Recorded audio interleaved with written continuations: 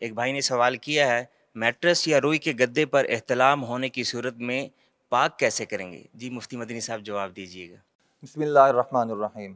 گدا یا اس طرح کی کوئی شے، میٹریس جس کو نچوڑا نہیں جا سکتا، وہ ناپاک ہو گئے ہیں، تو ان کو پاک کرنے کا بھی طریقہ شریعت مطہرہ نے بتایا ہے۔ ایک طریقہ تو اس کا یہ ہے کہ جو حصہ ناپاک ہوا ہے اسی حصے کے اوپر ایک بار پانی ڈالیں، پانی ڈال کر اس کو چھوڑ دیں اتنی دیر کے لیے کہ اس سے پانی نچڑنا بند ہو جائے اور وہ خشک ہو جائے۔ یہی عمل آپ نے 3 بار دہرانا ہے۔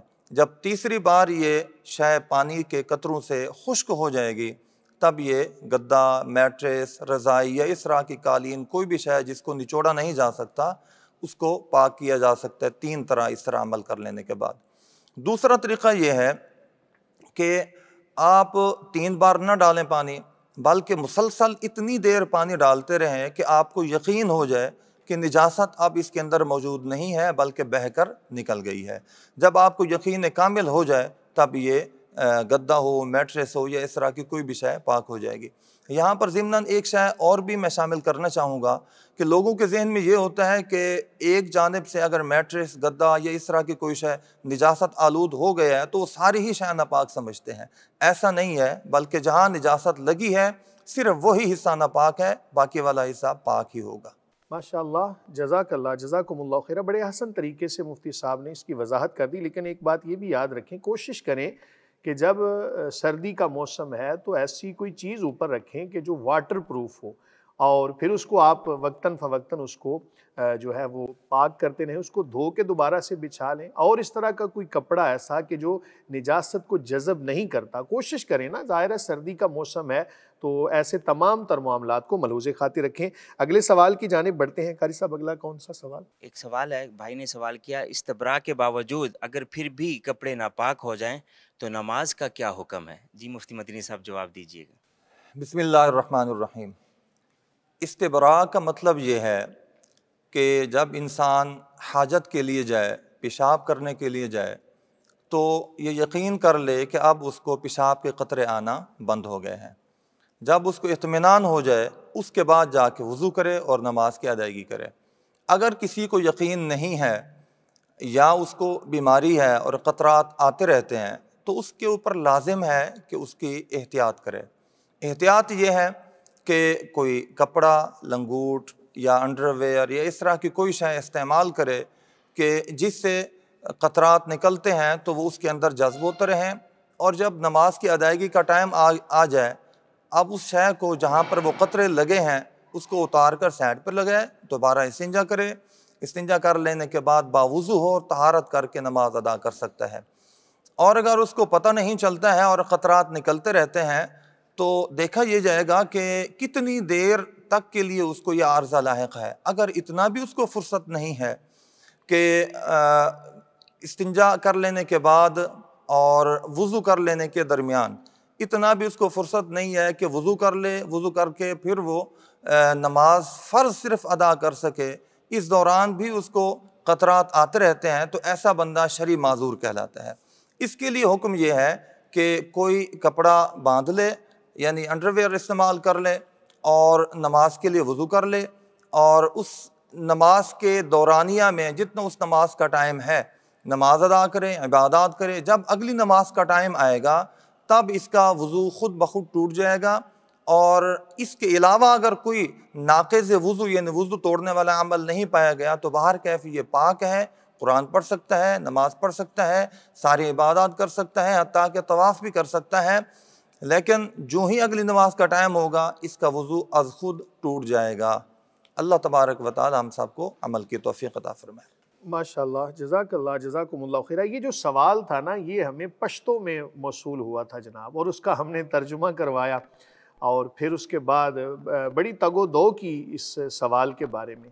پھر ہمیں جا کے یہ سمجھ آیا کہ یہ مسئلہ استبراء کا پوچھنا چاہ رہے ہیں، تو یہ ان کا وائس میسیج تھا، کوئی پشتو بول رہے تھے۔ بہرحال اس کا جواب مفتی صاحب نے بڑے احسن طریقے سے دے دیا۔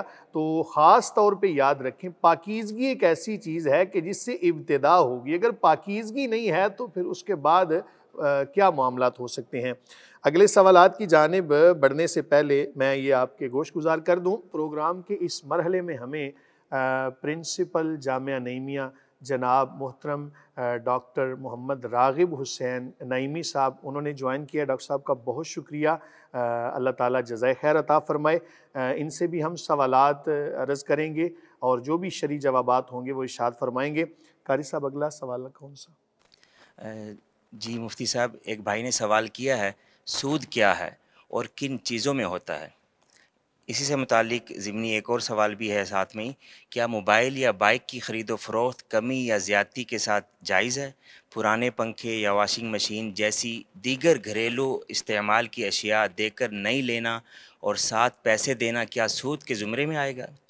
اسی طرح اس کے ساتھ ایک اور سوال شامل ہے، اسلامی بینکاری میں سیونگ اکاؤنٹ کا شرعی حکم کیا ہے؟ اسی سے متعلق ساتھ میں ایک اور سوال بھی ہے، پرانا لوہا کباڑ میں بیچ کر نیا سریا یا لوہے کی اشیاء کی کمی یا زیادتی کے ساتھ خرید و فروخت کا شرعی حکم کیا ہے؟ اسی کے ساتھ ایک اور سوال ہے، ادھار آٹا ہمسایوں سے لینا اور اندازے سے واپس دینا کیا جائز ہے؟ جی شکریہ قاری صاحب، بڑا اہم سوال آپ نے پوچھا ہے سود کے بارے میں، سود کیا ہے اور کن چیزوں میں ہوتا ہے۔ دیکھیے عربی زبان میں سود کو ربا کہا جاتا ہے اور ربا کا معنی ہوتا ہے زیادتی، بڑھوتری، اور قرآن کریم میں بڑھوتری صدقات کے لیے بھی اللہ وحدہ لا شریک نے استعمال کیا ہے کہ اس سے صدقات میں اضافہ ہو جائے۔